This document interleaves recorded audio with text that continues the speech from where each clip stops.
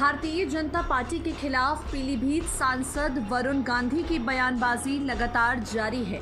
वरुण के बयानों के बाद सियासी गलियारों में ये खबरें उठने लगी हैं कि अब वरुण कांग्रेसी हो सकते हैं।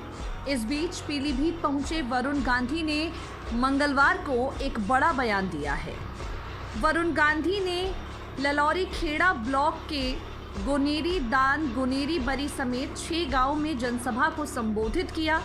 राजनीति के गिरते स्तर को लेकर अपनी चिंता व्यक्त करते हुए जमकर हमला बोला। वरुण ने कहा, देश में 2 हिंदुस्तान हो गए हैं।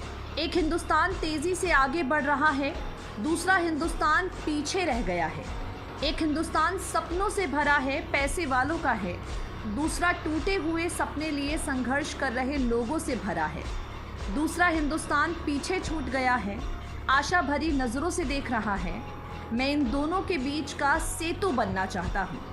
एक दौर था जब राजनीति में उच्च कोटि और ऊंची सोच के लोग आते थे। इन लोगों की सोच देश के प्रति कुछ योगदान रखने की हुआ करती थी। आज दुख की बात यह है कि राजनीति में शरीफ लोगों की कमी हो गई है। आज राजनीति में आने वाले लोगों की सोच स्वार्थी है।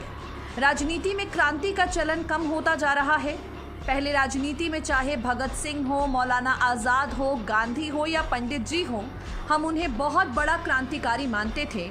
उनका सच ये था कि हम लोग बिना हिंसा किए अहिंसा से लड़ें और बदलाव लाएं। जब मैं चुनाव जीता तो मेरे दिल में एक उम्मीद थी कि जनहित से जुड़े मुद्दे निकालने के लिए आवाज़ उठाएं। मैंने अपनी सोच को धरातल पर उतारने का काम किया। चाहे किसान की बात हो, अग्निवीर की बात हो, नौजवान की बात हो या रोजगार की बात हो, मैंने सभी मुद्दों पर खुलकर बोला। मैंने अपनी बात को बेबाकी से रखा। उसके पीछे देश का भला करने की सोच थी। हमारे पूर्वजों ने अंग्रेज़ों से लड़ाई लड़ी ताकि आने वाली पीढ़ी को दबाने की प्रथा से बचाया जा सके।